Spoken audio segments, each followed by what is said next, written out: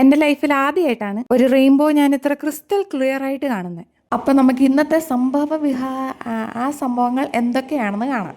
ഇന്നത്തെ ദിവസം തുടങ്ങിയത് തന്നെ അവളായിട്ട് വഴക്കും പിടിച്ചോണ്ടായിരുന്നു. ഞങ്ങൾക്ക് പിന്നെ അങ്ങോട്ടും ഇങ്ങോട്ടും വഴക്ക് പിടിക്കാൻ വേണ്ടിയിട്ട് പ്രത്യേകിച്ച് കാരണങ്ങളൊന്നുമില്ല. എല്ലാ ദിവസവും ഒരു 10-15 മിനിറ്റ് ഇത് പതിവാണ്.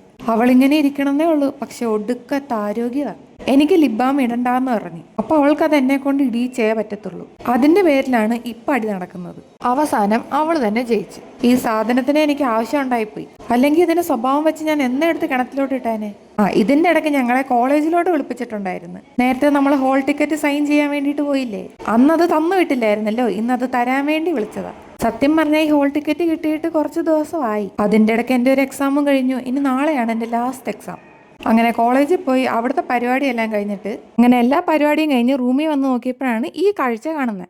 ശരിക്കും ഇത് ഇത്രയല്ലായിരുന്നു, കുറച്ചും കൂടെ വലുതായിരുന്നു. ഞങ്ങളെല്ലാവരും അവിടെ നിന്ന് മത്സരിച്ച് സ്നാപ്പ് എടുത്തോണ്ടിരിക്കുകയായിരുന്നു. അതുകൊണ്ട് എനിക്ക് കുറച്ചെടുക്കാൻ പറ്റുള്ളൂ. ആകാശത്ത് എന്തോ നടക്കുന്നുണ്ടെന്ന് ആരോ പറഞ്ഞു. ഇനി അതെന്താണെന്നറിയാൻ വേണ്ടിയിട്ട് ഓടിച്ചെന്ന് നോക്കിയതാ. ഞങ്ങൾ ഒരു ഉണ്ട അവിടെ കണ്ടില്ല, വെറുതെ സമയം കളയാനായിട്ട്.